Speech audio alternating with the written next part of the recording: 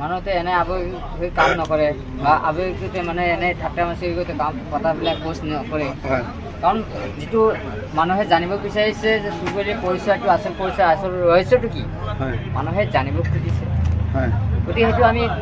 মোৰ সময় নাপাওঁ আমি লাইফত আমি সেইদিনা লাইফত আহি আমি গোটেইখিনি মানুহে আমাক কৈ থাকে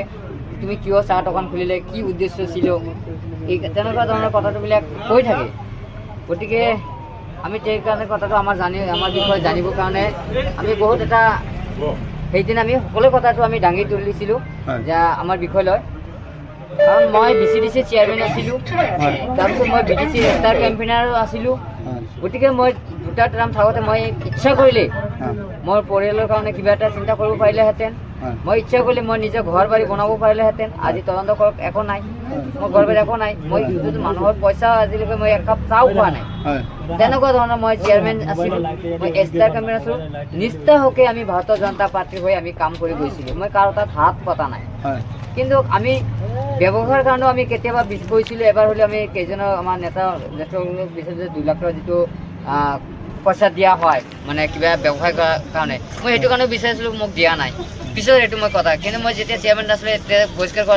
কৰাৰ পিছত মই ভাঙি কৰাতে মোৰ একো নাই যেহেতু মোৰ ৱাইফে গুচি গৈছে মোৰ মাৰ লগত মই আজিলৈকে সম্পৰ্ক নাই কিন্তু মাক খৰচ দিওঁ আমি পইচা হয়তো যেনেকৈ হওক আমি উপাৰ্জন কৰি আমি পঠাই আমি মাক খৰচটো দিব লাগে কাৰণ মা এজন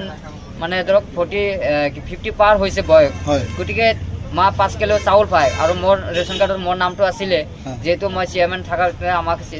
ৰেচন কাৰ্ডৰ পৰা বহিষ্কাৰ কৰিছে এবং মই কোনো ধৰণৰ ফেচিলিটি নাপাওঁ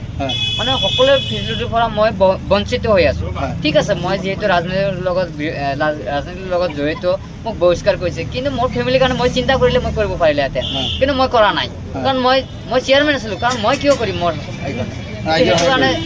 সেইকাৰণে গভৰ্ণমেণ্টে যদি আমাক কৰিলেহেঁতেন যদি আমি এতিয়াও নাই আমাক কৰিলেহেঁতেন আমি অকল মানুহ হ'লেও শান্তি পালোঁ হয় যে নহয় আমি এটা হ'লেও আঁচনি গভৰ্ণমেণ্টে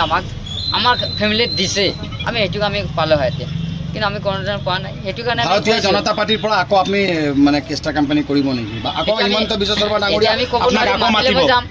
মাতিলে মই যাম মই কোৱা নাই যে মই নাযাওঁ মাতিলে মই যাম আৰু কি আছে মই কিয় নাযাম মাতিলে মই যাম এইটো মই স্পষ্ট কিন্তু মই সহায় আমাক কৰা নাই যদি কৰে আমি ভাল পাম 2 লাখ টকাৰ কাৰণে যেটো গভৰ্ণমেণ্টৰ আঁচনি দিয়া হৈছে ব্যৱসায় কৰাৰ কাৰণে দিয়া নাই মই কেতিয়াও বিচৰা নাই কিন্তু মই লাষ্ট এটা সৰু এটা স্কিম বিচাৰিছিলোঁ যে মোকতো একো দিব নোৱাৰিব সবটো বঞ্চিত কৰিলে যদি মোৰ মাৰ কাৰণে যদি এটা অৰুণোদয় আঁচনি কৰি দিয়ে বা বুঢ়া পেঞ্চন যদি কৰি দিলেহেঁতেন মই ইয়াতে হ'লেও শান্তি পালোঁ ইয়াত এটা প্ৰশ্ন উত্থাপন হৈছে যিহেতু আপুনি ভাৰতীয় জনতা পাৰ্টিৰ হয় ইমান কাম কৰিছে কিন্তু আপোনাক আঁচনিৰ কাৰণে আপুনি এনেকৈ বিচাৰিব হৈছে কথাটো কেনেকুৱা যিহেতু আপুনি ভাৰতীয় জনতাৰ দলীয় নেতা আপুনি মইতো কৈছোঁ আগতে মই হাত নাপাতোঁ মই ইচ্ছা কৰিলেতো মই নিজে চেয়াৰমেন আছিলোঁ মোৰ হাতত ক্ষমতা আছিলে মই 50,000 টকা মতো মানুহে ঘোষ দিব খুজিছিলে মই লোৱা নাই মই তেনেকুৱা ব্যক্তি নাছিলোঁ মই চিন্তা কৰিলোঁ মই মোৰ হাতৰ চহী আছিলে মই ইচ্ছা কৰিলোঁ মই যি চাহি মই কৰিব পাৰিলেহেঁতেন মই PMW আজি মই ইয়াত কিয় চাৰ দখল কৰিব লাগে হয় মই আজি PMW লৈ আজি চব যিবিলাক মানুহক চিনি নাপায়